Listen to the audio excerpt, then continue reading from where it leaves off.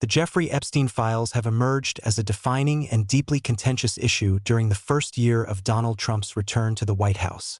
The controversy has fueled allegations that the administration is shielding information connected to one of the most notorious sexual predators in recent American history and to his alleged accomplices. Yet alongside this high-profile debate, another story has unfolded largely outside the public spotlight. How two brothers, both facing serious allegations of rape and human trafficking in Romania, were unexpectedly allowed to return to the United States, and how the Trump administration may have played a role in that outcome. One of the men at the center of this episode is Andrew Tate, a globally known online influencer whose content is marked by openly aggressive misogyny. Tate commands an enormous digital following, particularly among young men and teenage boys. Together with his brother Tristan Tate, he has spent years publishing material in which they boasted about recruiting and exploiting women for the production of online pornography. Both brothers have consistently denied engaging in criminal conduct. A detailed investigative report by the New York Times now suggests that the brothers were released from Romanian custody only after intervention by officials connected to the Trump administration. A White House official told the newspaper that the administration was not involved in Andrew Tate's legal matters.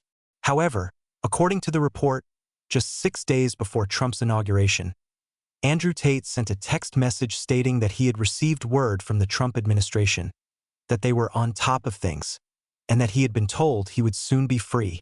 The following month, that claim appeared to be borne out. The Tate brothers were permitted to leave Romania and boarded flights back to the United States. Upon their return, they released celebratory videos online, declaring themselves back and insisting that they had never truly been gone. Understanding the significance of this case requires a closer look at who Andrew and Tristan Tate are and the influence they wield. Both men are prominent figures within what is commonly referred to as the manosphere, a network of online communities that promote extreme interpretations of masculinity.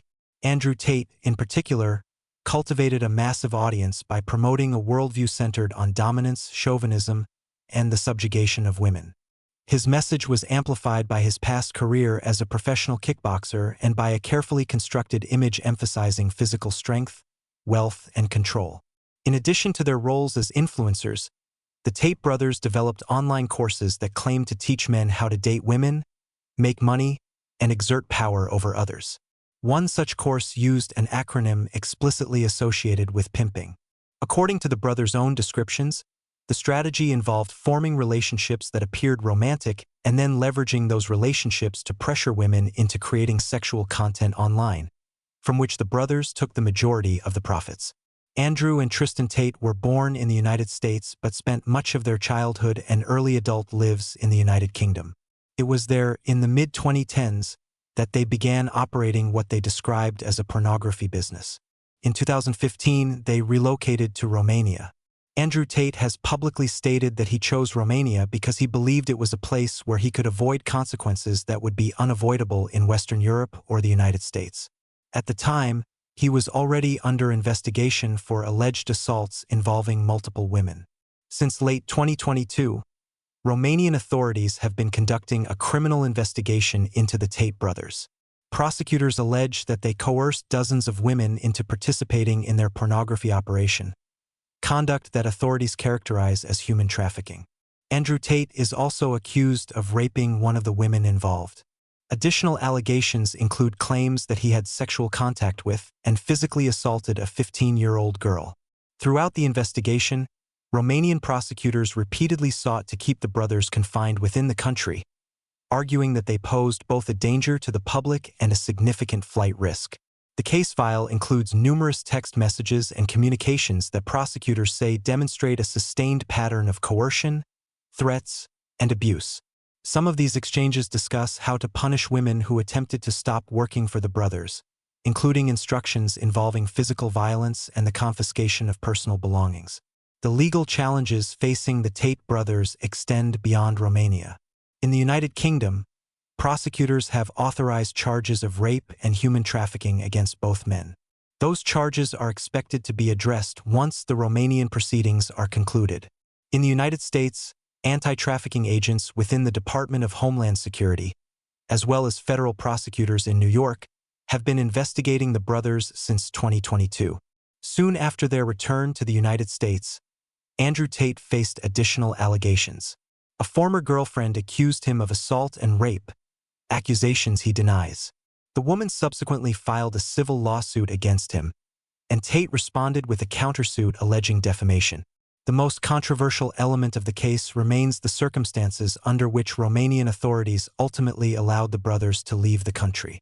According to the New York Times investigation, their release was the culmination of years of efforts by Andrew Tate to build strategic relationships with influential figures on the American right. These efforts included cultivating ties with conservative media personalities and members of Donald Trump's family, beginning with Donald Trump Jr. and later extending to Barron Trump. The report indicates that some of Tate's most vocal supporters later assumed roles within or around the Trump administration. Among them was Richard Grenell, who acknowledged discussing the Tate case with Romanian officials. Those conversations reportedly took place at Mar-a-Lago in December 2024 and again at an international conference in Munich in February. Within days of the second discussion, an order originating from the highest levels of the Romanian government was reportedly delivered to the prosecutors handling the case, urging them to reach a compromise with the Tate brothers.